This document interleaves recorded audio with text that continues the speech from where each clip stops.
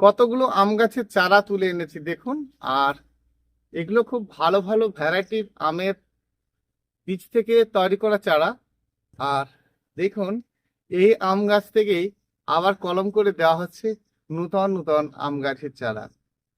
আর আমার বন্ধুদের যে সকল গাছ মারা যাচ্ছে আর টবের মধ্যে অনেকেই ভালো গাছ রোপণ করছেন, আম পাচ্ছেন বটে, খুব একটা ভালো পাচ্ছেন না। পরবর্তী অবস্থায় আপনি গাছ করছেন বটে, কিন্তু আপনার মনটাও খারাপ হয়ে যাচ্ছে যখন দেখছেন সারাটা বছরের পর কয়েকটা আম হবে আশা করলেন, সব মুকুলগুলাই ঝরে গেল। অনেকটা সময় দিতে হয় আপনাকে, আর সেই সময়ের পর আপনি দেখছেন একটাও আম পাচ্ছেন না। তো আমরা একটু শেয়ার করে নেব যে প্রথম থেকে যদি আমরা একটা শেয়ার করে নিই, একটা বীজ রোপণ থেকে তৈরি করা হচ্ছে একটা কলমের গাছ, আর সকল কিছু বিষয়টা আমরা শেয়ার করে নিই, তাহলে খুব ভালো হয়। নমস্কার বন্ধুরা, পুষ্পশ্রী নার্সারি কোলাঘাট, আমি কমল। আর আজকে আম গাছের পরিচর্যা সম্বন্ধে বলবো। শুধু নয়, ভালো করে জানবো। যখন একটা বীজের গাছ রোপণ করা হয়, সেখান থেকে দেখেন একটা লম্বা স্টিক নেবে আসে। কি স্টিক নেবে আসে? না, লম্বা মতো একটা আমের শিকড় নিচের দিকে যেতে থাকে। আর তারপরে দেখেন সাইডে সাইডে ঝুরো ঝুরো ঝুরো ঝুরো অসংখ্য শিকড় থাকে। বাড়িতে এরকম একটা আম গাছ তুলে দেখবেন, বুঝতে পারবেন। আর এই গাছটাকেই একটা গ্রো ব্যাগে বা একটা কালো পলিথিনে গাছটিকে বসানো হচ্ছে, এই বড় হচ্ছে, তারপরে হচ্ছে কলম। আর সেই কলমের চারা আপনারা নিচ্ছেন। তাহলে একটা আমরা আম গাছ যখন রোপণ করব, তা প্রথম থেকে যদি আমরা জানি, তাহলে কিন্তু আম গাছের এই মরে যাওয়া, ফল ঝরে যাওয়া, এই সব বিষয়গুলো একেবারে ক্লিয়ার হয়ে যাবে। তাহলে আমরা এই আম গাছ রোপণ করার সময় যদি আমরা টবে করি, তাহলে কি নেব? ছোট থেকে গাছটা ঝাঁকড়া যাতে হয় আর টবের মধ্যে দেখতে ভালো লাগে। কিন্তু অনেক বন্ধুই প্রশ্ন করেন যে আম গাছ টবে রোপণ করব, হবে তো? বেশ কঠিন প্রশ্ন। তাহলে আপনি এক কাজ করুন, জোড় বাট, অর্থাৎ দুটো গাছকে জুড়ে দেওয়া যে গাছ রয়েছে দেখবেন এইভাবে জোড় বাট, দুটোকে এভাবে জোড়া রয়েছে, আর সেই গাছটি আপনি নেওয়ার চেষ্টা করবেন। প্রথম কাজ হবে আপনার এটা। টবের মধ্যে করতে গেলে জোড় বাডিংসের গাছগুলো ভালো, কারণ ছোট ছোট টবের মধ্যে করবেন। যদি বড় ড্রামের মধ্যে করেন, সেক্ষেত্রে আপনি কিন্তু গ্রাফটিং বাডের, মানে এই মাথা কেটে দিয়ে একটা করে ডোগা গুঁজে দিয়ে সেই চারাটি করা। আর সব সময় গ্রাফটিং বাডের চারা যখন আপনারা টবে করবেন, দেখবেন কতটা দূরত্বে কলমটা দেওয়া রয়েছে। তাহলে খুব দূরত্বে কলম বাঁধা আছে এরকম গাছ নিয়ে কিন্তু টবে দেবেন না, সেগুলো মাটির জন্য করা হয়। আর মাটি রোপণ করার জন্য এগুলো ঠিক আছে, কিন্তু আপনি যখন টবে করবেন, আপনাকে কলমের দূরত্বটা একটু দেখে নিতে হবে। তাহলে যদি আমরা গ্রাফটিং বাডের গাছ নিই, তাহলেও মোটামুটি 1 হাত দূরত্বে কলম হবে। আর জোড় বাডের নিলে কিন্তু 5 থেকে 6 ইঞ্চির মধ্যেই কলমটা হবে। তবে যদি আপনাকে গ্রাফটিং কলম নিতেই হয়, তাহলে কিন্তু সব সময়ের জন্য জানবেন একটু বড় টবে দিতে হবে। প্রথম অবস্থায় আপনি ছোট টবে রোপণ করলেন, ঠিকই আছে। এবারে আসি এই আম গাছের হঠাৎ হঠাৎ মরে যাওয়ার কয়েকটা বিষয়। তাহলে ভালো করে বুঝতে পারবেন কেন গাছগুলো মরে যাচ্ছে। এই আম গাছের একটা শেকড় যখন নিচের দিকে লম্বা হয়ে আসতে থাকে, পরবর্তী অবস্থায় ওটাই কিন্তু কাণ্ডে রূপায়িত হয়। অর্থাৎ গাছটি যখন আপনার মাটির মধ্যে থাকে, বিশেষ করে এটা মাটির ক্ষেত্রে হয়, গাছের যখন ভার বহন হয়, গাছটি যখন ঝাঁকড় ঝোকড় হয়ে যায়, আর তখন সবসময় কিন্তু হাওয়া বাতাসে গাছ দুলছে। দেখুন, সবসময় কিন্তু গাছ দুলছে, কারণ বাতাস কম বেশি গাছের মধ্যে সব সময় কিন্তু আছে। আর তাই জন্যই বোধহয় আমরা বেঁচে আছি। তাহলে মাটির মধ্যে যে কোনো এই ধরনের আম গাছ যদি আপনার রোপণ করা থাকে, যখন আপনার ফল নেওয়ার সময় হবে ঠিক তার একটু আগে, বিশেষ করে ওয়ান টাইম যে সকল আম, অর্থাৎ বর্ষাটা পর্যন্ত আপনাকে লক্ষ্য করতে হবে যে বর্ষা শেষ হয়ে গেছে মানেই গাছের গোড়ায় খুব ভালো করে কোপানো, আর গাছের গোড়ায় মাটিকে ভালো করে জড়ো করে দেওয়া। কতটা করে জড়ো করে দেওয়া? আম গাছ যদি মাটিতে রোপণ করা থাকে, তাহলে 1 হাত পর্যন্ত জড়ো করে দেওয়া। আর তাহলে আপনি কিন্তু দারুণ আম পাচ্ছেন, চিন্তা করার কিছু নেই। তাহলে আম গাছের মাটিতে থাকলে 1 হাত পর্যন্ত এক্সট্রা মাটি জড়ো করে দেওয়া। আমের চাষ যেখানে হচ্ছে সেখানে সিস্টেমটাই আপনাদেরকে বলার চেষ্টা করছি। তো সাইডকার মাটি সুন্দর করে জড়ো করে দেওয়া। গাছের হেলথ খুব ভালো থাকলে, দেখেছেন যে খুব সুন্দর গাছের হেলথ রয়েছে পরিমাণ মতো, সেক্ষেত্রে একটু পটাশ এবং ফসফেট দেওয়া।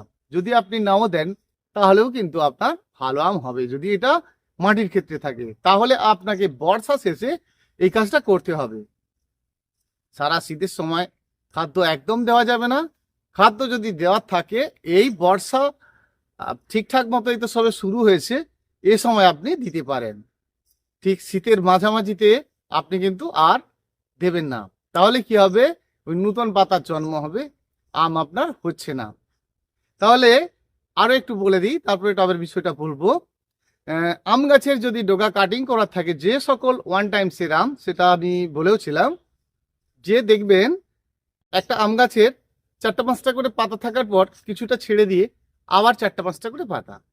তাহলে আপনি যখন আম শেষ হবে তার খুব বেশি দেরি করলে কিন্তু হবে না। এটা কিন্তু বছরে একবার যে সকল আম হয়, ওই যে 4টা-5টা পাতা রয়েছে কেটে দিলেন একটা ধারালো ব্লেড দিয়ে বা অন্য কিছু ধারালো কিছু দিয়ে। তাহলে কেটে দেওয়ার পরে দেখবেন অপশন থাকছে, মোটামুটি ধরুন একসাথে আপনার বেরোচ্ছে 4টা, 5টা, 6টা করে বেরিয়ে যাচ্ছে। কারণ যে কাটা অংশটা আপনি কাটলেন, সেই ওপরের দুটো পাতা রয়েছে, তার দ্বারা তো দুটো গাছ ডগা বেরোনোর সম্ভাবনা থাকে। মোটামুটি ধরে নিন 4টে। তাহলে গাছ গ্রোথ করার জন্য, গাছের গ্রো করার জন্য আপনাকে এই কাজগুলো করতে হবে। আর তাহলে কি দেখবেন, গাছটা ধীরে ধীরে ঝাঁকড়া হবে। আপনারা যে সময় ডালগুলো কাটিং করেন সেটা কিন্তু আম শেষে করতে হবে।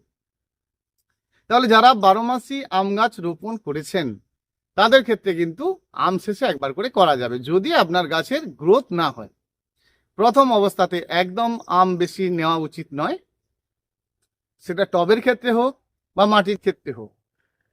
তা প্রথম গাছ রোপণ করার পর গাছের ক্ষমতা অনুযায়ী আপনি একটা আম দেখে নিতে পারেন আমটা কি জাতের, কোন ভ্যারাইটি।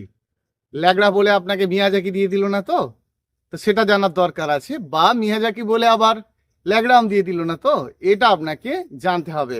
সেই জন্য প্রথমত আপনি একটা আম দেখে নেবেন, তারপরে কিন্তু আপনি আমটা নেবেন না। কতদিন নেবেন না? বছরখানেক কিন্তু গাছে আম নেবেন না। এবারে আসি আম গাছ রোপণ। আম গাছের গোড়ায় যে মাটিটা থাকে, আর এই আম গাছের কিন্তু প্রচন্ড ঝুরি শেকড় তৈরি হয়। যেমন মূলকাণ্ড নিচের দিকে নামতে থাকে, আর প্রচন্ড ভাবে কিন্তু ঝুরি শেকড় হয়। তাহলে আম গাছের প্রথম যে স্টিকটা নামতে থাকে সেটা প্রায় কিন্তু 1 ফুট পর্যন্ত। সেই 1 ফুটের পর ঝুরি শেকড় নামতে থাকে, আর আম গাছের ওই মোটা শেকড়টাও কাণ্ডে রূপায়িত হয়ে যায়। সেই জন্য আম নেওয়ার আগে গাছের গোড়ায় মাটিটা চাপা দিতে হয়। কিন্তু টবের ক্ষেত্রে কি করবেন? তাহলে আমরা মাটির ক্ষেত্রে না হয় মাটি চাপা দিয়ে দিলাম বা সুন্দর হলো, টবের ক্ষেত্রে আমরা প্রথম থেকেই এই ভুলগুলো করব না। টবের ক্ষেত্রে গাছ রোপণ করলে আমরা অনেক কিছু যখন আমরা দিয়ে ফেলবো, সে আম গাছের পাতা পুড়ে যাওয়া, হঠাৎ হঠাৎ গাছ মরে যাওয়া। বেশ হচ্ছে আম 2-4টে, কেন 50টা মুকুল ধরেছে, আমের বেলায় 2টো।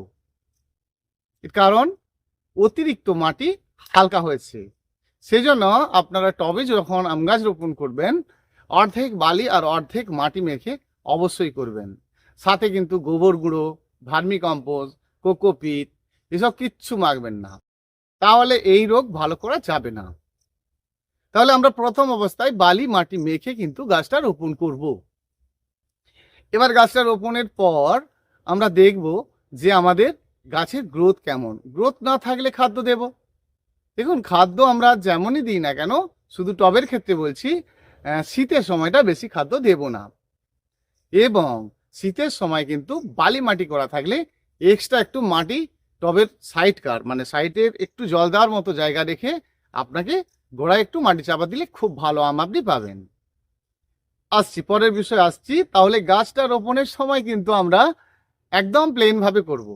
তাহলে পাতা পুড়ে যাওয়া, অনেকের তো আম গাছ রোপণ করার পরে গাছ টবের ক্ষেত্রে, আমের যে টবে আম গাছ করব এই নেশাটাই নেই। কারণ তারা বলছে যে আম গাছ টবে ভালো হবে না, সব গাছ হবে মাটির ক্ষেত্রে ভালো। আরে ভালো নয় কেন, এটা আগে জানতে হবে। ভালো এই কারণে নয়, আমরা প্রসেসগুলো মেনে চলছি না। এবারে আসি, আম গাছ করতে গেলে খুব বাচ্চা বাচ্চা টবে হবে না।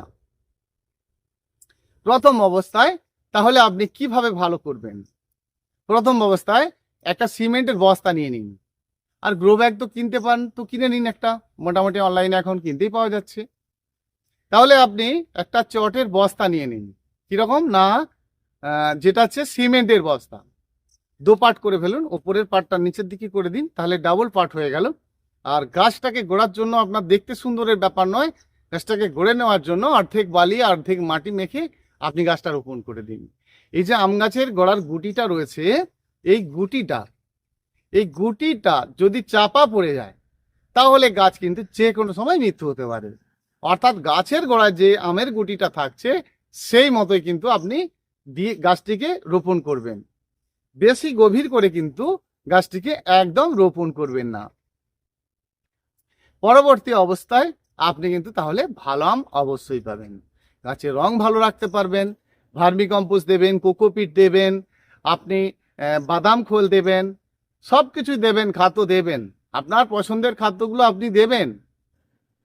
সেটা কিন্তু টবের উপরে দেবেন, মেখে নয়। আমরা মেখে অনেক কিছু করে ফেললে গাছ তাড়াতাড়ি বড় হয়ে গিয়ে অনেক অনেক ফল দেবে না। তাহলে আমরা ভার্মি কম্পোস্ট কোকোপিট সব দেবো টবের মধ্যে, কিন্তু গাছ রোপণের সময় নয়, আর দারুণ ভালো গাছ হবে। এবারে আস, গাছের মুকুল আসলো, টবের ক্ষেত্রে হোক আর মাটির ক্ষেত্রেই হোক। মুকুল এসে যাওয়া মানে, এটা আমি আপনাদেরকে আগে ভিডিওতে অনেকবার বলেওছি, যে মুকুলের ওপরে জল স্প্রে করা। একবারের জায়গায় আপনি 5 বার জল স্প্রে করুন। এমনি জল নিন, স্নান করান, সাথে 2 টুকরো বরে ফেলে দিন, ওষুধ লাগবে না, এমনিই ভালো কাজ হবে। স্নান করান। যদি দেখেন এতে অনেক ধরনের পোকার জন্ম হচ্ছে, তাহলে অল্প করে আপনাকে ওষুধ দিতে হবে। গাছে রোগে ভর্তি, আপনি বলছেন পরাগ মিলন হবে না, ফুল থাকলে ওষুধ দেওয়া যাবে না। আরে তো কিছুই হবে না, যদি পোকা থাকে সব শেষ হয়ে যাবে। একটা ওষুধ যদি ফুল থাকা অবস্থায় দেওয়া হয় তাহলে কত 2-4 ঘন্টা আপনার পোকাটা আসবে না। ওষুধের কাজটা এটাই। তাহলে আমরা ফুল থাকা অবস্থাতেও গাছে কিন্তু ওষুধ স্প্রে করতে পারি। অনেকেই ভেবে নেয় যে গাছে ফুল থাকা অবস্থায় কীটনাশক বিন্দু মাত্রায় স্প্রে করা যাবে না। তাহলে কেন করা যাবে না? একটা ওষুধের পাওয়ার 2-4 ঘন্টা, ওষুধটা দেওয়ার পরে 2 ঘন্টা 3 ঘন্টা আপনার প্রজাপতি মৌমাছি গাছের ফুলের উপরে এসে বসবে না। কিন্তু যে পোকাগুলো আপনার গাছের ক্ষতি করছে, যে সাদা পোকা আপনার গাছে জড়িয়ে রয়েছে, যে আপনার সাদা মাছি গাছের মধ্যে রয়েছে, হাত দিচ্ছেন বনবন করে উড়ে যাচ্ছে, তার কি হবে? গাছটা ধীরে ধীরে খারাপ হয়ে যাচ্ছে। দেখছেন পাতার মধ্যে কালো স্পট পড়ে যাচ্ছে, তার কি হবে? তাহলে আপনাকে মাঝে মধ্যে ফাঙ্গিসাইড এবং পেস্টিসাইড দিতে হবে। কিন্তু মনে রাখবেন, যখন গাছে আমের মঞ্জুরি থাকছে, মুকুল থাকছে, সে সময় কিন্তু আপনি পোড়া পাওয়ারে কিছু দেবেন না। পোকাকে ভয় পাওয়াতে হবে, পোকাকে মেরে দেওয়া নয়। তাহলে গাছের মধ্যে যখন মুকুল থাকবে সেই সময় আমরা পোড়া পাওয়ারে নয়, হালকা পাওয়ারে দেব। গাছের যখন ছোট ছোট ফুল থাকে, সব থেকে বড় ক্ষতি, পাওয়ারফুল কিছু ওষুধ দেওয়া যাবে না। 2 লিটার জলে 1 ml যে কোনো কীটনাশক ওষুধ আপনি কিন্তু দিয়ে গাছে স্প্রে করবেন, ফার্স্ট ক্লাস কাজ পাবেন। তাহলে যখন আপনার ফাঙ্গিসাইড এবং পেস্টিসাইড দুটোই কিন্তু লাগবে, তাহলে পেস্টিসাইড দিচ্ছেন এবং ফাঙ্গিসাইড দিচ্ছেন, একই সঙ্গে কি দিচ্ছেন দরকার নেই। আজকে আপনি ফাঙ্গিসাইড দিন, সাব, ব্যাবিস্টন, জ্যাকিস্টন, দুনিয়ার ফাঙ্গিসাইড রয়েছে, আর কালকে দিন পেস্টিসাইড, প্রচুর পরিমাণে আম পাবেন। তাহলে একটা আমের মুকুলে এত বড় বড় মুকুল, আর তাতে 200-250 করে আম ধরে আছে, সব কি থাকবে নাকি? সেটা রাখতে হলে আপনাকে ফলটাকে যখন ফল বলে মনে হবে, ওর মধ্যে আপনাকে স্প্রে খাদ্য দিতে হবে। লিটারে 2 গ্রাম দিয়ে গাছে স্প্রে করবেন যখন আপনার মুকুল থেকে আম বলে মনে হবে। তাহলে কি হবে? আমটা বৃদ্ধি পাবে। নিচে তো খাদ্য দেবেন, তরল খাদ্য, তাহলে খাদ্যটা চালু করছেন কখন থেকে? যখন আমকে আম বলে মনে হবে। গাছের গোড়াতেও দিচ্ছেন, গাছেও স্প্রেও করছেন। তাহলে একটা আমের মুকুলে যদি 140-45টা আম ছোট ছোট ধরে, তার থেকে সব আম তো থাকবে না, মোটামুটি আপনি 20-30টা আম পেয়ে যাবেন একটা মুকুল থেকে। এই পরিচর্যাগুলো করুন আর ভীষণ ভালো করতে পারবেন। আবার আসবো আরেকটা দিন। আর এক দাদা বলেছিলেন যে মোটামুটি একটা প্রথম থেকে সব পরিচর্যা দেবেন।